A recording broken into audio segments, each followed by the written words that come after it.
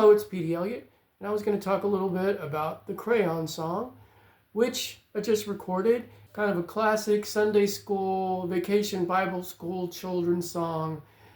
And if you listen to most versions, they're very sort of sing-songy. Anyways, the way I learned it at church was a little bit more folk songish. But I learned to play guitar playing the Crayon Song, so that's the way that I recorded it. And I did have some reservations about doing this song because it is a children's song. I think in many cases it can just come across as maudlin or too sentimental, sappy. But again, as I said earlier, it's a totally classic, perennially popular in like Sunday school, at VBS.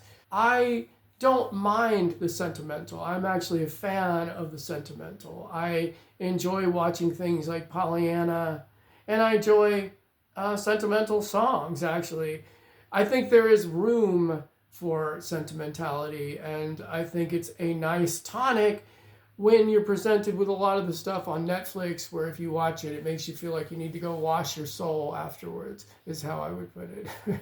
I'm just saying that there are times when I'm like, oh my gosh, I just wish I could watch something light. I wish I could just listen to something light. I guess one thing I wanted to quote is surprisingly Andy Warhol, when he was talking about Keane, the artist Keane, who was very famous in the 60s for creating all those big-eyed children.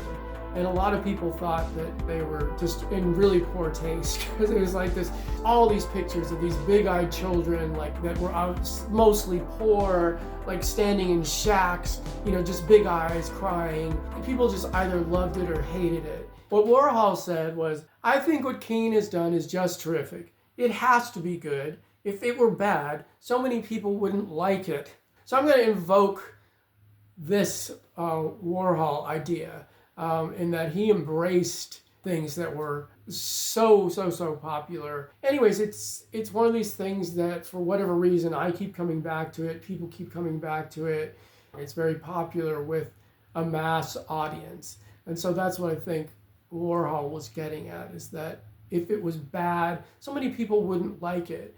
It serves a purpose, even in its sentimentality. Why are children's songs simple, per se? It's because you're trying to keep it, I guess, in effect, childlike. You're trying to keep it in a way so that children can learn from the song. And this song is a song that's teaching children about Christ, about the death of Christ. It says in Proverbs 22:6, train up a child in the way he should go.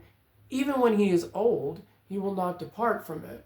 If you want your child to know about Jesus, teach them about Jesus from the time that they're a child. And then when they get old, they're going to remember the gospel. They're going to remember Christ. And that's pretty much how it worked for me. My parents taught me about Christ when I was a kid. And when I grew up, I became a Christian. I was not a Christian in my younger years, and it's something I truly regret.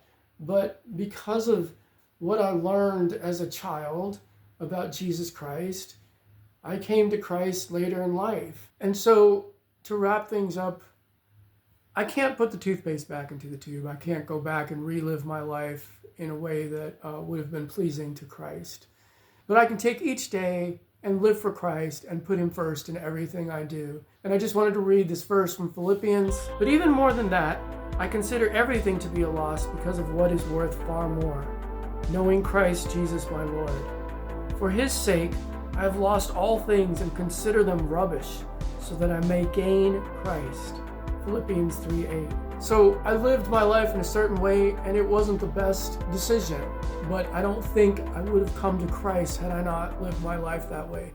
God is sovereign, and he knows everything.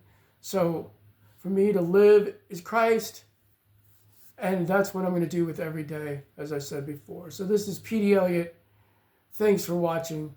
Until next time, have a great week, and check out my song, the Crayon Box Song, which comes out in the next couple weeks. Alrighty, till next time.